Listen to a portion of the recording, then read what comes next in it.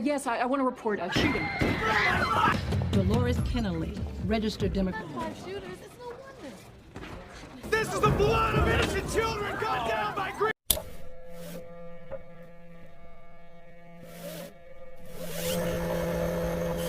Film kali ini bercerita tentang peran juri di pengadilan dari awal proses pemilihannya, intrik di dalamnya, sampai bagaimana mereka menentukan nasib para pihak.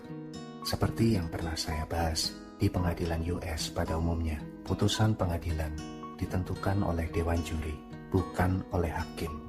Alur cerita film yang saya maksud adalah The Runaway Jury atau Juri Pilihan, rilis di tahun 2003, disutradarai oleh Gary Fleder, berdurasi 2 jam 3 menit. Film dimulai dengan kondisi hari Senin yang indah di New Orleans, saat yang tepat sebagai awal minggu yang sibuk. Namun, mendadak terdengar suara tembakan. Terjadi penembakan secara brutal di kantor pialang saham oleh seorang karyawan yang sedang mengalami tekanan mental karena dipecat. Dia menembak membabi buta ke semua arah. Suasana indahnya hari Senin jadi mencekam. Akibat penembakan itu, 5 korban luka-luka dan menewaskan 11 orang. Di antara korbannya bernama Jacob Wood. Jacob seorang ayah yang baik. Anaknya baru saja berulang tahun, sosok yang dikenal ramah di kantor. Setelah puas melampiaskan amarahnya, pelaku kemudian bunuh diri. 2 tahun kemudian, istri Jacob, Celeste Wood, diperankan oleh Joanna Going, didampingi pengacara. Wendell Rohr diperankan oleh Dustin Hoffman, menuntut perusahaan senjata Vicksburg Firearms ke pengadilan.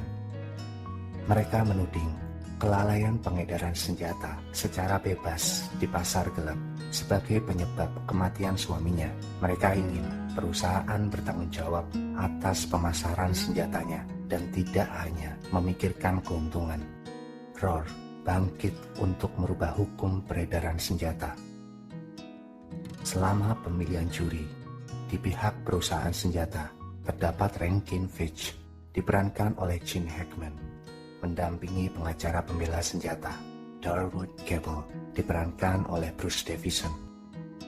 Rankin Fitch dan tim adalah spesialis di bidang konsultan juri, mulai dari pengintaian, penyadapan, profil psikologi, sampai grafologi atau ilmu tulisan tangan. Mereka dilengkapi fasilitas canggih, serta tim yang sangat efisien dan cekatan. Kemampuan observasi Fitch sangat luar biasa. Dia dapat dengan cepat menganalisa orang hanya dari waktu 5 menit mereka bertemu. Fitch juga pintar dalam memanipulasi orang, mencari titik lemah, intimidasi, menyuap, dan hal-hal kotor lainnya. Tak heran jika sudah banyak kasus dapat dimenangkannya berkat keahlian yang dia miliki dan membuat perusahaan senjata lolos dari banyak gugatan terkait peredaran senjata secara bebas di pasar gelap. Mereka memilah informasi masing-masing juri lewat rekaman video, suara, dan semua berkas yang berhubungan. Prinsip dari Fitch adalah everybody has a secret they don't want you to find. You just need to find it. Setiap orang punya kelemahan. Cari dan temukan. Mulai dari sekecil tiket parkir, hasil periksa lab kesehatan, serta surat-surat yang bersifat rahasia. Lalu mereka melakukan analisa secara matang untuk mendapatkan juri-juri yang tepat.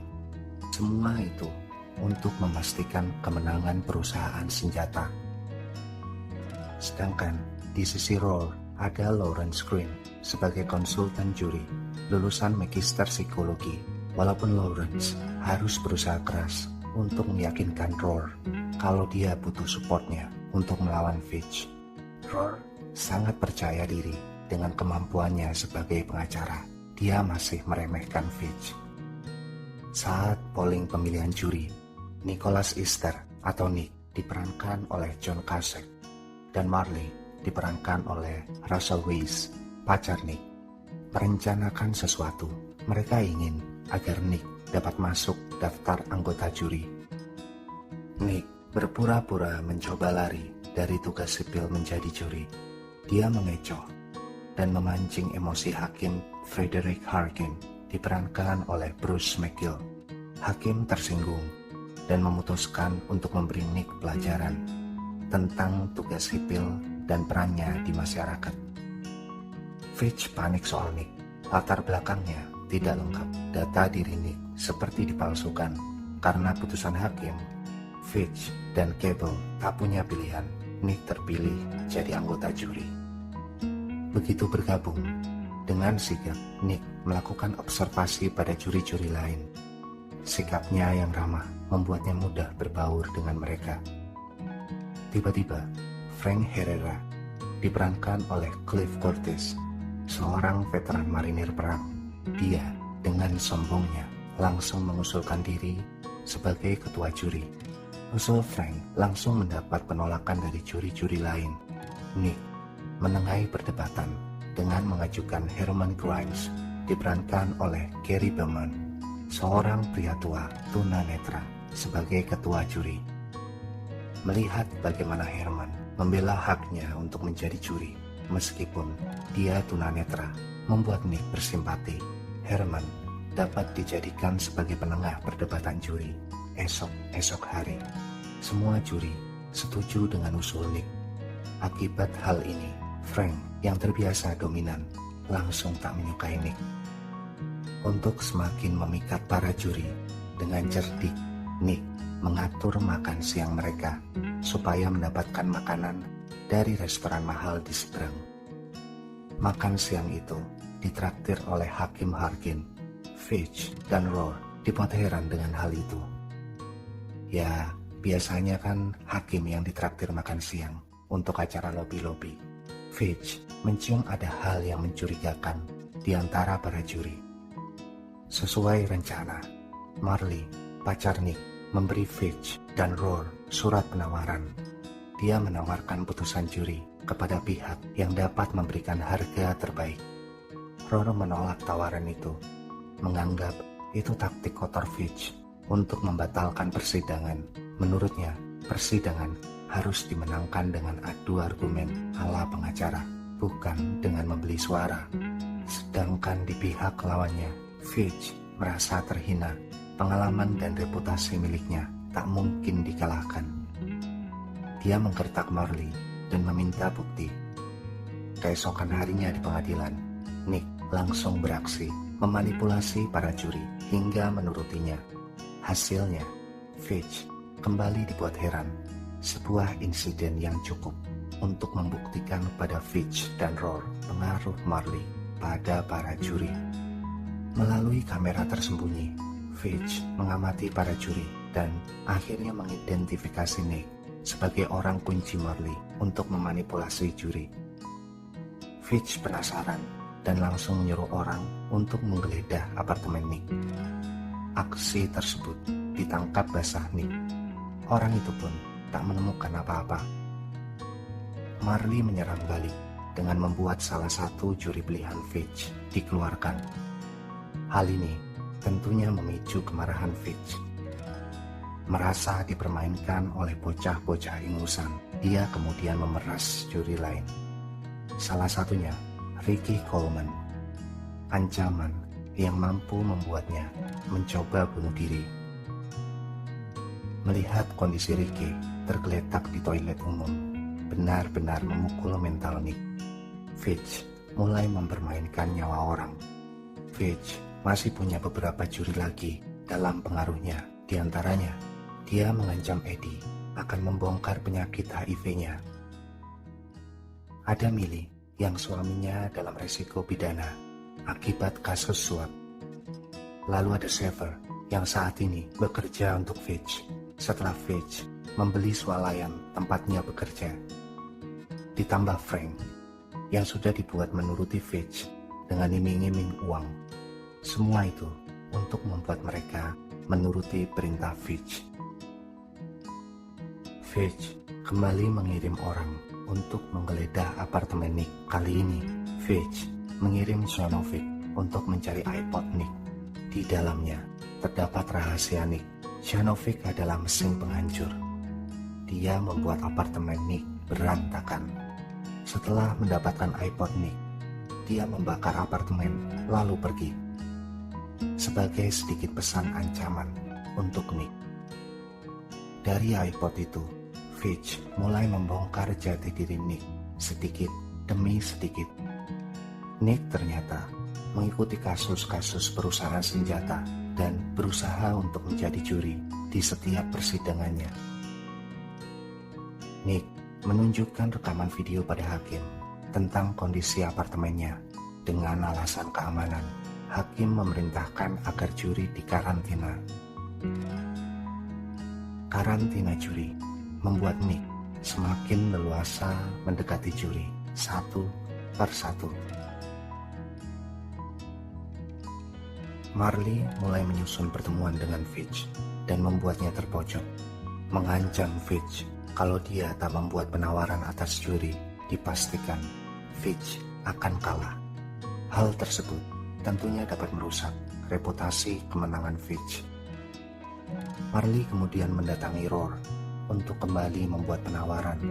Roar butuh juri untuk memastikan kemenangan dan merubah hukum peredaran senjata. Namun Roar masih keberatan dengan cara curang.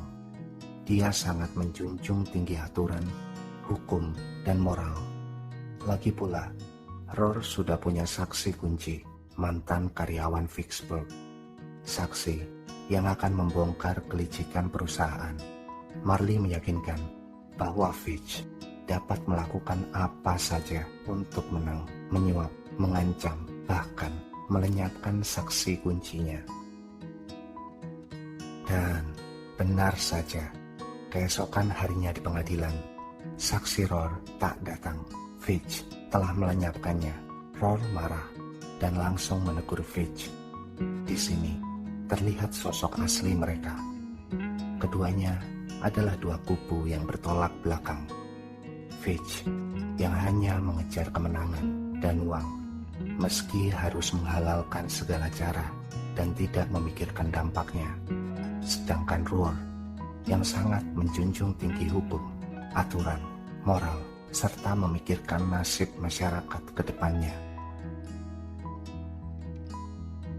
Roar mulai berpikir kalau seperti ini dia tak mungkin menang melawan Fitch. Dia mulai berubah pikiran. Perang antara prinsip dan kepentingan yang lebih luas. Akhirnya dia memutuskan meminta uang dari biro hukumnya sebesar $10 juta untuk membayar Marley. Setelah CEO perusahaan senjata dinilai gagal menjadi saksi dan membuat kesan buruk pada juri karena mengumpat-umpat dan terpancing emosi, Fitch memancing pertemuan dengan Nick untuk melenyapkannya dan Marley. Dengan lenyapnya mereka, Fitch dapat menggunakan juri-juri yang sudah ia kuasai. Saat Fitch bertemu dengan Nick, dia mengirim Janovic, si penghancur, untuk membunuh Marley. Terjadi perlawanan sengit, membuat apartemennya berantakan. Berkat keberuntungan, Marley merobohkan Janovic. Marley yang selamat dari upaya pembunuhan menghubungi Fitch. Sadar nyawanya ikut terancam, Marley menaikkan harganya menjadi $15 juta. Pada hari penentuan, Roar bimbang, batinnya bergejolak. Dia kemudian berubah pikiran. Dia tak akan menyerah dan berbuat curang. Apa arti kemenangan kalau diraih dengan cara curang? Akan membuatnya sama seperti Fitch dan merusak tidurnya setiap malam dengan penyesalan.